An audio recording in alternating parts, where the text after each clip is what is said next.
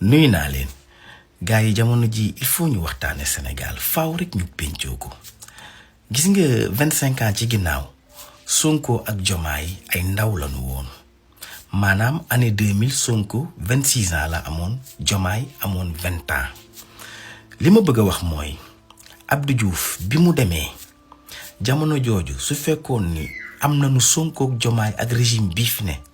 non Sénégal développé na bu yàgg yàlla xam na ko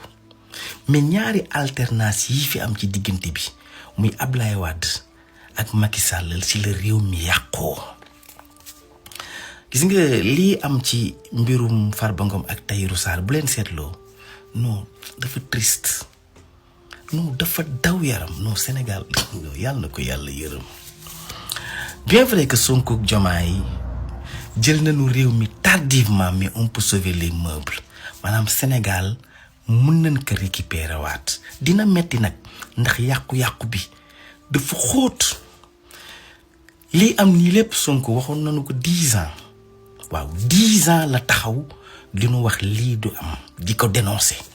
ñi teel a comprendre danoo daw tatafu Sonko mooy ci ay tànkam sama genre yi nga xam ni bëgguñu woon politique ngeen baal ma sax à la limite dama détesté woon politicien Sonko di wax 10 ans yi mu am ñaari camp yu jàkkaarloo camp bi nga xam ne dañu ñëw pour leeral taxaw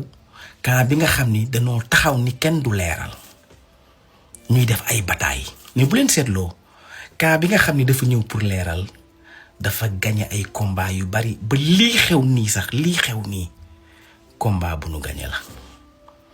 ba tey gars yi sant leen yàlla xamul tax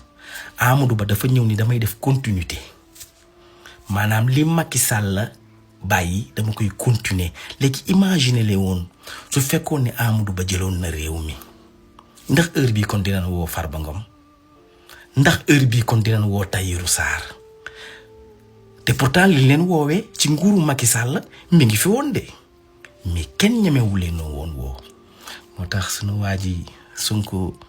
yàlla na ko yàlla fayal. te gis nga Sénégal fii mu toll nii ñàkk yeewu nit ñi la woon moo tax Macky Sall ba mu dàqee Sonko la mbir yi déclenché wu maanaam ay du yem ci boppu boromam gis nga dàq boobu moo law ba ñëw ci ñoom Farba Ngom ak ñoom Tahirou Sarr mais xam nga